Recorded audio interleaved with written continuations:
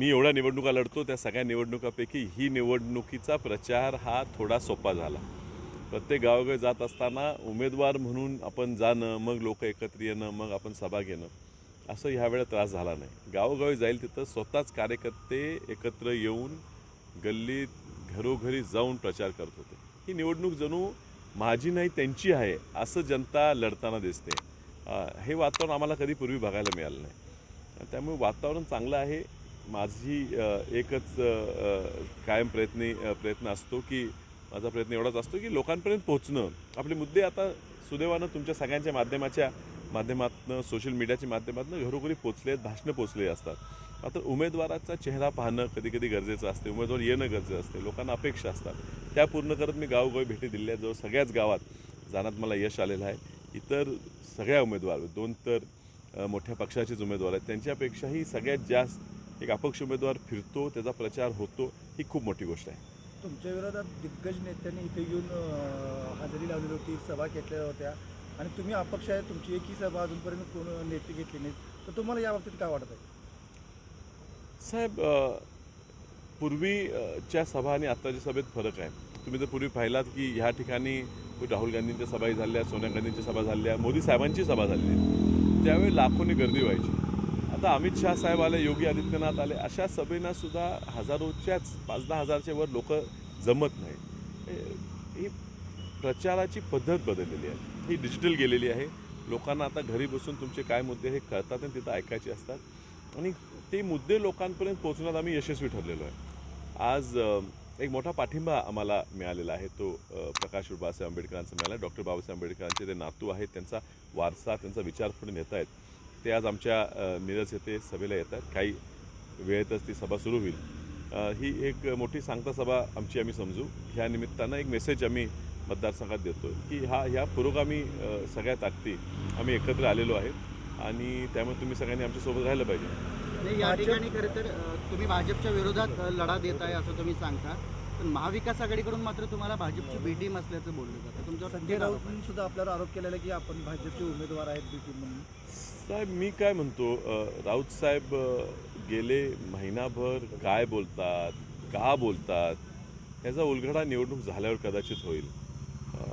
त्यांना इथली इन्फॉर्मेशन कोण देते, ते कुणाच्या सांगण्यावरनं काय बोलतात मला कळत नाही. पण त्यांनी काय बोलण्यापेक्षा जनतेला आणि ग्राउंडवर तुम्ही फिरला तर तुम्हालाही कळेल की इथं निवडणूक ही काँग्रेस विरुद्ध भाजप आहे आणि मी काँग्रेस पक्षाचा उमेदवार आहे, मी काँग्रेस विचारधारेचा उमेदवार आहे असं लोक समजतात आणि त्यामुळे त्यांच्या अशा बोलण्याने काही फरक पडत नाही. हो, पण जसं इतर मतदारसंघात महाविकास आघाडी महायुतीला टार्गेट करून जोरात बोलते, ते ह्या मतदारसंघात बोलताना दिसत नाही. उमेदवार दोन्हीही एकामेकाविरुद्ध काही बोलत नाही, ते फक्त माझ्यावर बोलत राहतात. एवढी का धास्ती माझी घेतलेली आहे मला अजूनही कळलेलं नाही. संजय राऊत काँग्रेसमधून कारवाई करावी असं वारंवार सांगतात. काल सुद्धा आम्हाला सांगितलं की माझं आणि राहुल गांधीशी बोलणं झालं आणि त्यांच्यावर कारवाई होणार, पण कारवाई तर काय होत नाही. साहेब, मूळ जो आहे की आघाडी धर्मात बिघाडी कुणी केली, तर आघाडी धर्मात बिघाडी सुरुवातीला झाली ही संजय राऊतांकडनं झाली.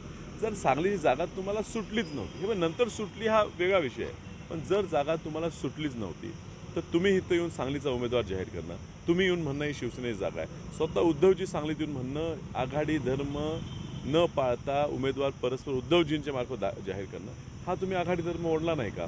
एवढं तुम्ही जर आघाडी धर्म ओढत असाल तर स्वाभाविक आहे अशा एका मतदारसंघात काँग्रेस पक्षाचे कार्यकर्ते खूप पुढे गेले होते आणि तो राग आमच्या मनात आहे आणि त्यामुळे काँग्रेस पक्षाचं आमच्या कुटुंबियाचं कॉन्ट्रीब्युशन जे आम्ही योगदान दिलेलं आहे ते खूप मोठं आहे. अशा परिस्थितीत काँग्रेस पक्षाने आमच्यावर कारवाई करू नये आणि करेल असं वाटत नाही. काय वातावरण दिसतंय जिल्ह्यात मतदारसंघात आणि कितपत तुम्हाला पाठिंबा मिळतो? साहेब, जोरात वातावरण दिसते. वातावरण खूप ॲग्रेसिव्ह आहे. वारं सुरुवातीला होतं ते वारं आता वादळ झालेलं आहे. गावोगावी सगळीकडे एक जोरदार लोक आंदोलन तयार झालेलं आहे. कार्यकर्त्यांमधनं आधी पाठिंबा होता, तो आता सामान्य माणसांपर्यंत गेलेला आहे. ही निवडणूक खूप एकतर्फी होणार आहे. तुम्हाला पाहायला मिळेल, कदाचित मी ओव्हर कॉन्फिडंट दिसेन तुम्हाला, पण मी तुम्हाला सांगतो शेवटचे 2 दिवस महत्त्वाचे आहेत. आम्ही लोकांपर्यंत आमचं चिन्ह पोहोचवणं हा एवढाच मुद्दा राहिलेला आहे. तुम्ही जर कार्यकर्त्यांना विचारलं, मतदाराला विचारलं मतदान कुणाला करणार, तर तुमच्या सगळ्यांच्या माध्यमातून विशाल पाटील हे नाव घरोघरी पोहोचलेलं आहे. चिन्ह कन्व्हर्जन त्या मतात एवढा विषय राहिलेला आहे आणि ते फक्त मताधिक्य ठरेल. पण निवडणूक ही उठलेली आहे, चांगला जम बसलेला आहे. ह्या निवडणुकीत यश आम्हाला 100% मिळणार हे मला खात्री आहे. तुमच्या एका निवडणुकीत तुमच्या एक भाषणामध्ये ही निवडणूक जनतेने डोक्यात आणि डोक्यावर घेतलेली आहे असं नेमकं नाही, हो घेतलेली आहे ना, त्यांनी मनावरही घेतलेली आहे. निवडणूकचा जो प्रचाराचा जो प्रकार असतो, जे धडपण जे धावपळ असते ती सगळी जनतेने हातात घेतलेली आहे. त्यांनी प्रभावीपणे ही प्रचार यंत्रणा राबवलेली आहे. त्यांनी मनात ठरवलेलं आहे की आता आपल्याला कुणी काही सांगितलं तर बदल करायचं नाही, आपण विशाल पाटलाला ह्यावेळी निवडून द्यायचं. कारण ते माझ्याकडे बघत नाही, ते एक बदल पाहिजे लोकांना बदल पाहिजे आणि तो बदलाचा जो चेहरा आहे ते मला समजतं. दादा, शेवटचा प्रश्न. उद्धव ठाकरेंच्या समोर विश्वजितनं आपली नाराजी व्यक्त केली होती आणि त्यावेळी त्यांनी सगळ्यांच्या समोर सांगितलं होतं की मी जिल्ह्याचा वाघ आहे, म्हणून सांगलीचा वाघ आहे. आणि साहेब, डॉक्टर विश्वजित कदम हे आमचे नेते आहेत आणि राहणार. डॉक्टर विश्वजित कदम हे काँग्रेस पक्षाचं भविष्य आहे, महाराष्ट्राचं भविष्य आहे, देशाचं भविष्य आहे. त्यांच्यावर कुठल्याही प्रकारची टीका आमचा सामान्य कार्यकर्ता सहन करणार नाही. हे संजय राऊत साहेब त्यांच्यावर का बोलतात, कशाला बोलतात ते कळत नाही.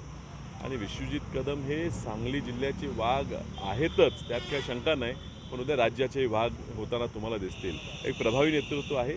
जाणून बुजून जे काय झाले ते ह्या नेतृत्वाला पुढे येता येऊ नये, त्याला अडचणीत आणण्यासाठी हे सगळं झालेलं आहे. हे बघा, धर्म ते पाळणार, आघाडी धर्म हे निश्चित आहे. मात्र लोकांनी ही निवडणूक हातात घेतलेली आहे.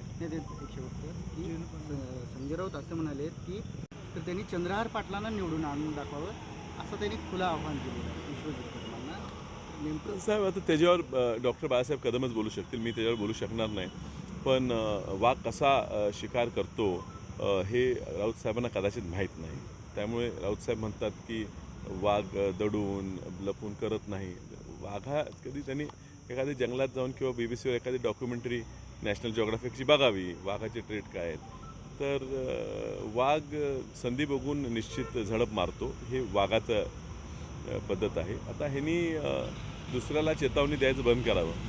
त्यांनी का ही सीट मागितली, कुठल्या आशेने मागितली, आता त्यांना सगळं लक्षात आलेलं आहे. कुणाच तरी ऐकून ते इथं आले आणि आता ती मतं त्यांच्या पद्धतीनं न मिळताना त्यांना आता कळलेलं आहे.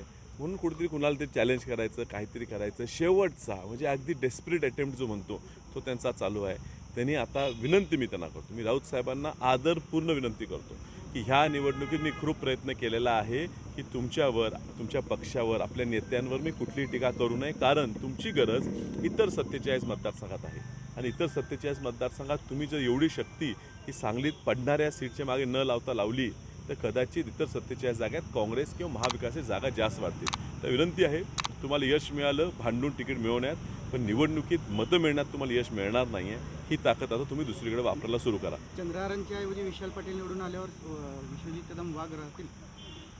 सर, विश्वजित कदम वाघ आहेत आणि वाघ राहतील. ह्या निवडणुकीचा निकालात त्याशी काही संबंध नाही. हो, त्यांना घेरण्याचा प्रयत्न झालेला आहे आणि त्यांना घेरण्याचा प्रयत्न झाल्यामुळे जनता नाराज झालेली आहे आणि त्यामुळे त्यांच्या कदाचित इच्छेविरुद्ध, त्यांच्या सांगण्याविरुद्ध लोक जाताना दिसतील. त्याचं कारणच हे आहे की त्यांना तुम्ही निष्कारण बदनाम करायचा प्रयत्न केलेला आहे. जयंत पाटलांनी सांगितलं आहे की विश्वजितनं की तुम्ही स्टेजवर एक आणि खाली एक पूर्ण का नसेल तर माझा शेवटचा नमस्कार असेल. मला असं वाटत नाही की त्यांनी डॉक्टर विश्वजित कदमांबद्दल बोलले असतील. त्यांनी कदाचित त्यांच्या स्वतःच्या कार्यकर्त्यांबद्दल बोलले असतील. कारण त्यांचे कार्यकर्ते हे सुद्धा त्यांच्या स्टेजवर त्यांच्याबरोबर जे फिरतात ते रात्री आमचं काम करताना दिसतात आणि त्यामुळे कदाचित त्यांनी त्यांच्या स्वतःच्या कार्यकर्त्यांबद्दल बोलले असतील. डॉक्टर विश्वजित कदमांबद्दल बोलण्याइतपत रिस्क हे आजच्या परिस्थितीत जयंत पाटील साहेब घेतील असं मला वाटत नाही. थँक्यू. राजकारणातील प्रत्येक अचूक बातमीचे सर्वात आधी अपडेट्स मिळवण्यासाठी सरकारनामाच्या सर्व सोशल मीडिया प्लॅटफॉर्मला लाईक, फॉलो आणि सबस्क्राईब करा. तसंच सर्व नोटिफिकेशनसाठी बेल आयकॉन प्रेस करायला विसरू नका.